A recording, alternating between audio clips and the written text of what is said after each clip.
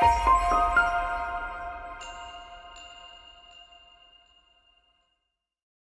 everyone, this is Jane with Barlow Herbal, and in this video I'm going to share some amazing information about a beautiful little plant that is not very well known, and that is squaw vine, also known as partridgeberry, deerberry, oneberry, but this is a beautiful little vine that is native to North America, and it loves the shade. In fact, it prefers full shade all the time. So it's a tiny little vine that grows through the forest, and it only gets at its height about 2 inches tall.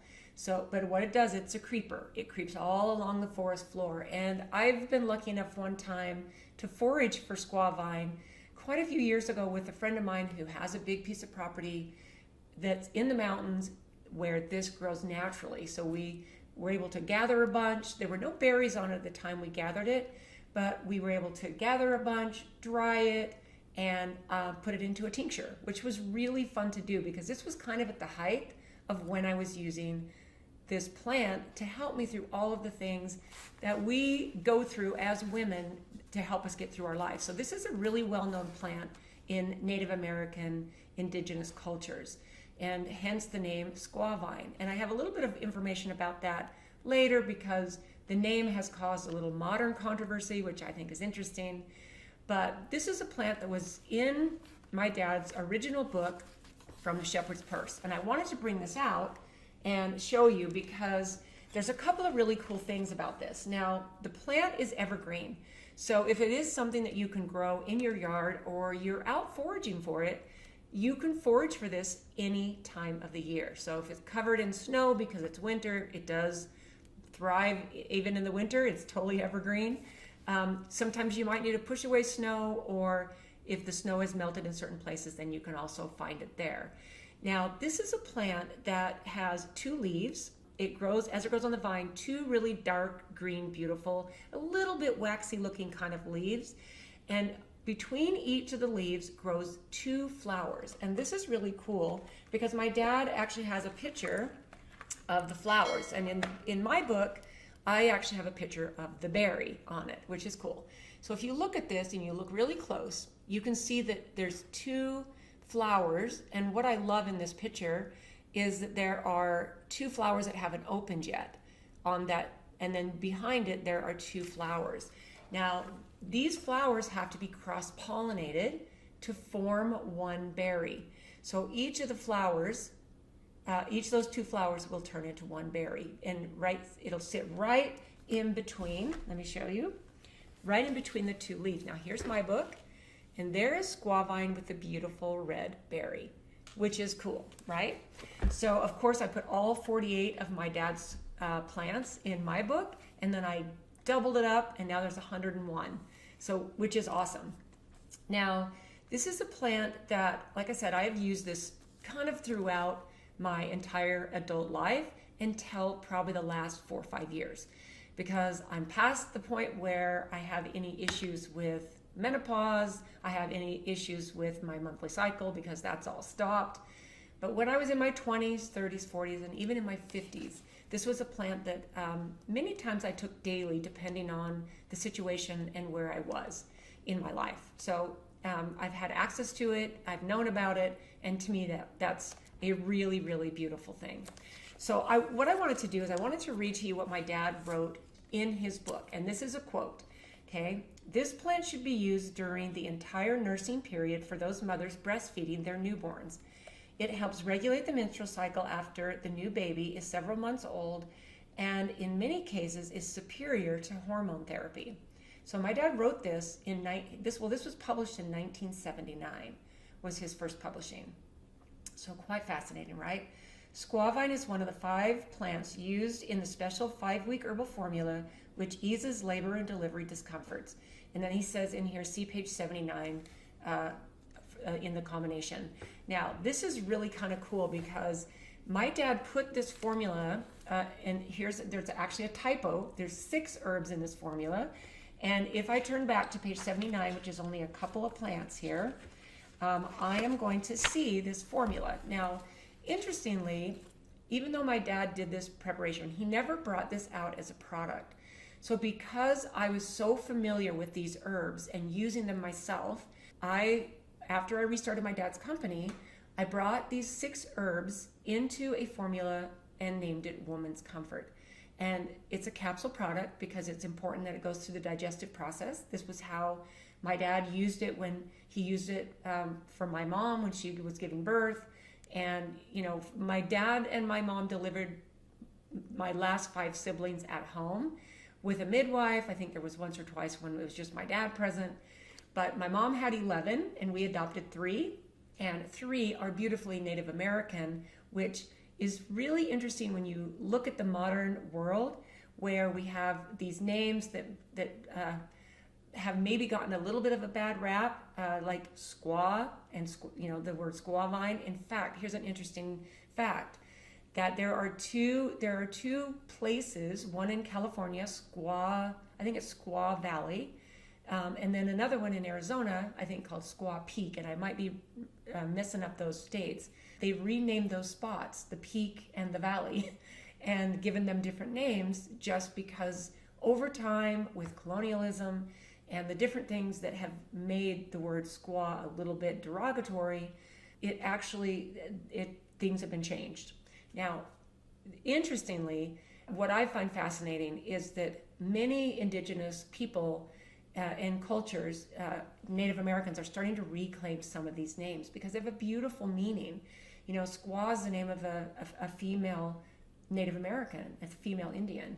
And the fact that I have some siblings that are full-blooded Eastern Shoshone Native Americans and their thoughts on this, I think it's really, really amazing to be able to reclaim some of these names and the beautiful tradition and history that, you know, where they got it. So I think that's a very interesting thing to kind of just bring to the forefront and talk about. So the 6 herbs that are in this formula are lobelia, black cohosh, raspberry leaves, pennyroyal, squaw vine, and blessed thistle. And to me, this is, like I said, one of those really special plants that I love because I've used it for so many years. Now, there is a big, long, beautiful list of health benefits that I'm going to share with you. And please keep in mind that this is based on my own research, my own experience, and is not meant to be medical advice. So as always, when you add anything into your health routine, make sure you do your own due diligence. For many people, especially if you're using this, you know, toward the end of pregnancy, if you get all of this information and you're like, oh, that sounds so great, I would consider having an expert herbalist, a naturopath, someone who's really familiar with these herbs and how they are used in practice, guide you. So please know that this information is just meant to educate and entertain you. So here is, here's a cool fact too. So the botanical name for squaw vine is Mitchella repens, and it got its name from a doctor, Dr. John Mitchell, who was the doctor who created the protocol for yellow fever.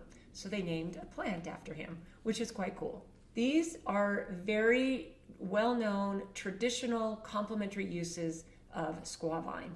And what I love is, even though modern science and modern medical trials have not caught up to this plant in particular, this has centuries of use and ancient wisdom attached to it, which is exactly what I love the most. So traditionally, squaw vine was prized for toning and strengthening the uterus. And that, along with something really powerful called black haw, that I would suggest maybe putting on your radar too. That's very well known for strengthening and toning the uterus. But squaw vine, one of the top of the list. So midwives used to use it during the last weeks of pregnancy to prepare for childbirth, believing that it helped the uterus contract efficiently and reduce complications during labor. And then it was thought to support muscle tone and coordination in the reproductive system. So this was something that has been used traditionally to help women get pregnant. From a lot of my experience with this too, you can use it to help regulate, along with the other herbs in the Woman's Comfort, which is so beautiful, to regulate the cycle, whether it's a really heavy cycle or whether it's a super light cycle. We do have these natural rhythms, and we have to think about all of the things that can mess us up as women that we're exposed to. You know, it's almost like, well, why are we so unhealthy? Are we having such a hard time, for many women getting pregnant. I personally know in the last few years, several young women who have had a very difficult time getting pregnant. And we need to think about all of the factors, like I said, that we're exposed to in the air we breathe, the water we drink, the food we eat, the things that we inject into ourselves that are really putting a damper on the human species and its ability to reproduce. So it's so fascinating. So menstrual regulation, relief from menstrual cramps, support during late pregnancy and childbirth, postpartum recovery, lactation and nipple care. It's a mild sedative. It has some nervine support, so it supports the nervous system. Urinary tract support. It's a very powerful diuretic. It can also help, clear excess swelling and just help your body clear out excess fluids. It's a digestive aid because it's a mild bitter.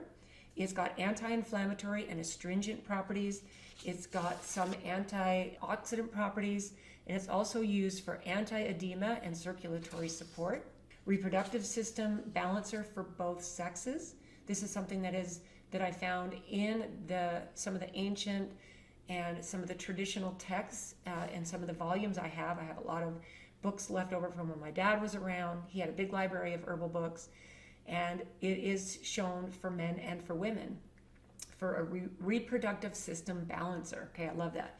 General tonic for female weakness. Okay, and the female weakness was in quotations. So let me read what I found about that. In 19th century herbalism, female weakness referred to a constellation of issues like fatigue, mild prolapse, irregular cycles, or postpartum exhaustion, which, okay, that to me does not sound like female weakness. That sounds like women who build a human being in their body, which is a miracle, can sometimes exhaust us, right? Squaw vine was considered a general restorative herb for these conditions, and it was often combined with raspberry leaf and blue cohosh, okay? And it's also been used like for topical healing for minor skin ailments.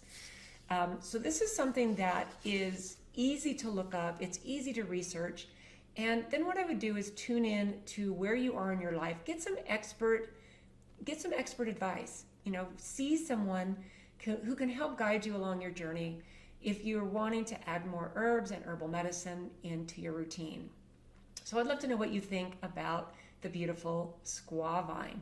This is something that if I had the space and I had more of a foresty, woodsy type of a place where I live on my own property, I would definitely try to cultivate some squaw vine because it is evergreen, has that beautiful little red berry.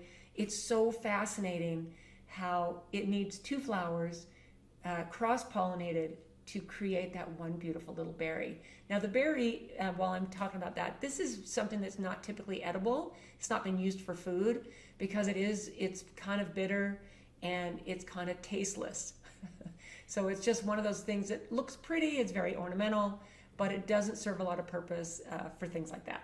So I would love to know what you think about this amazing, humble little plant that just grows quietly and has so much power in it for helping women get through these beautiful phases in our life where we get to bring life into the world. They're so supportive for the female body.